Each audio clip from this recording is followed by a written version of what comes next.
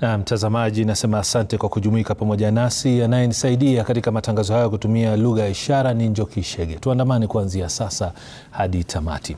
Jiji la Nairobi leo hii limeshuhudia vurumai, huku vijana wakiandamana kulalamikia mauaji ya mwalimu na mwanablogu Albert Ojwang. Aidha, waandamanaji wakiandamana katikati ya jiji la Nairobi hata jumba la Jogoo ambako ndio makao makuu ya polisi kushinikiza kujiuzulu kwa naibu inspekta jenerali wa polisi Eliud Lagat kwa mauaji ya Ojwang. Na kama anavyotuanzishia habari zetu Ben Kirui, magari kadhaa yaliteketezwa na watu wengine kujeruhiwa kwenye maandamano hayo. Makabiliano makali baina ya maafisa wa polisi yalishuhudiwa Alhamisi katikati ya jiji la Nairobi. Waziri wa fedha John Mbadi akijiandaa kuelekea bungeni kutoka jumba la Treasury, maandamano ya kichacha nje ya lango la jumba hilo.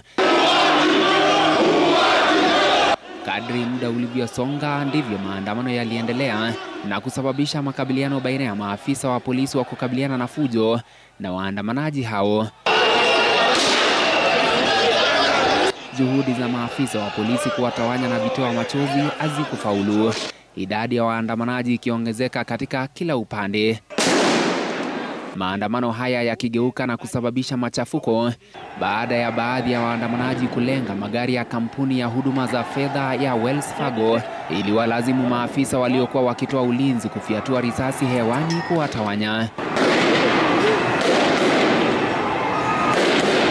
Hata hivyo, gari moja liliteketezwa katika barabara ya Nkuruma Lane. Gari lingine la kibinafsi pia likiteketezwa. Mapipa ya takataka yaliyowekwa jijini kwa minajili ya kudumisha usafi wa mazingira pia yaliharibiwa.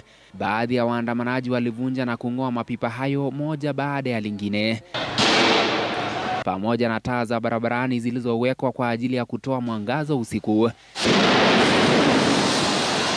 Awali, baadhi ya wanaharakati na waandamanaji walikuwa wameonyesha nia ya kufanya maandamano ya amani kabla ya wahuni kuingilia na kuzua vurugu. Maandamano yamezidi hadi mchana, yakitishia kuvuruga ratiba ya kusomwa kwa bajeti. Waandamanaji walilenga kusambaratisha shughuli hizo wakidai haki kwa Albert Ojwang. Ben Kirui, runinga ya Citizen, Nairobi.